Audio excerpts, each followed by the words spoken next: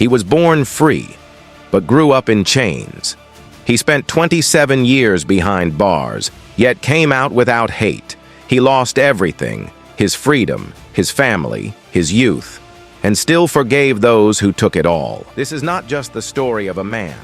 It is the story of a nation reborn through struggle, sacrifice, and hope. This is the story of Nelson Mandela.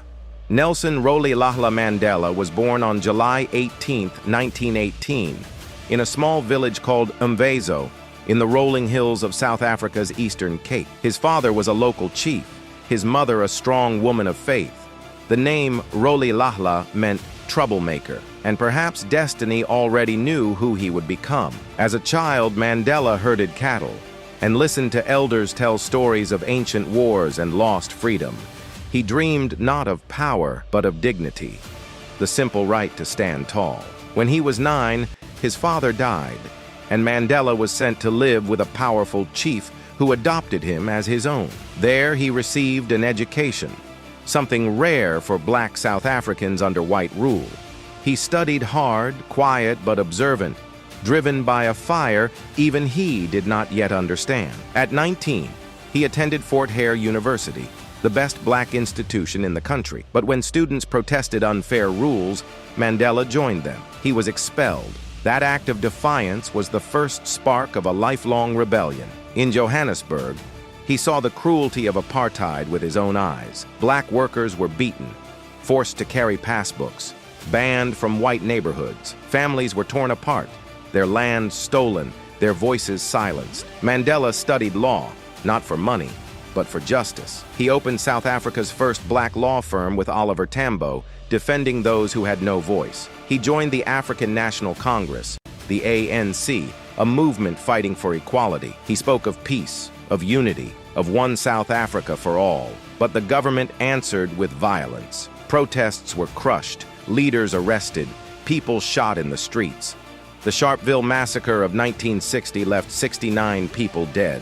Peace seemed impossible, and Mandela made a painful choice: to fight fire with fire. In 1961, he helped form Umkhonto we Sizwe, the Spear of the Nation, an armed wing of the ANC. He was no terrorist. He targeted no lives.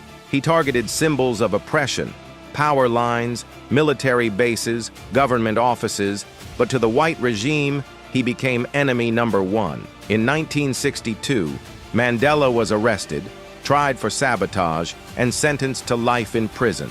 He was 44 years old. They took him to a small island off Cape Town, Robben Island, a place of wind, rock, and endless ocean. His cell was barely larger than a bathroom. His bed was a mat on the floor. Each morning he crushed limestone under the burning sun. Guards called him boy.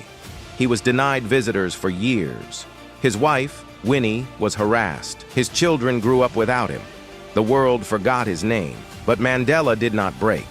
He learned patience, discipline, and the art of endurance. He taught other prisoners to read, to hope, to believe that freedom was still possible. He said, "A man who takes away another's freedom is a prisoner of hatred. I am not truly free if I take away someone else's freedom." Even behind bars, he was already leading a nation. As the years passed, the world began to notice. Protests spread from London to New York. Free Nelson Mandela became a song, a movement, a cry for justice. Inside prison, Mandela grew older, but his spirit only grew stronger. He studied his enemies. He learned their language, Afrikaans. He dreamed not of revenge, but of reconciliation. After 27 long years, the walls finally opened. On February 11, 1990, Nelson Mandela walked out of prison. The world watched in silence as an old man in a gray suit raised his fist, not in anger, but in triumph. He was 71 years old. Freedom had come, but the struggle was not over. South Africa was torn apart by hate and fear. Many wanted revenge, but Mandela chose peace. He preached forgiveness, unity, and healing. He invited his former jailers to sit with him, to eat with him, to rebuild with him. In 1994, millions of South Africans, black and white, stood in line to vote for the first time, and they chose Nelson Mandela as their first black president. He did not seek wealth or power. He served one term, then stepped down. He said, "I have fought against white domination, and I have fought against black domination. I have cherished the ideal of a democratic and free society." His dream was not for one people, but for all people. In his later years, Mandela became a symbol of peace for the entire world. He met kings and presidents, yet remained humble, warm, human. He once said, "I am not a saint unless you think of a saint as a sinner who keeps on trying."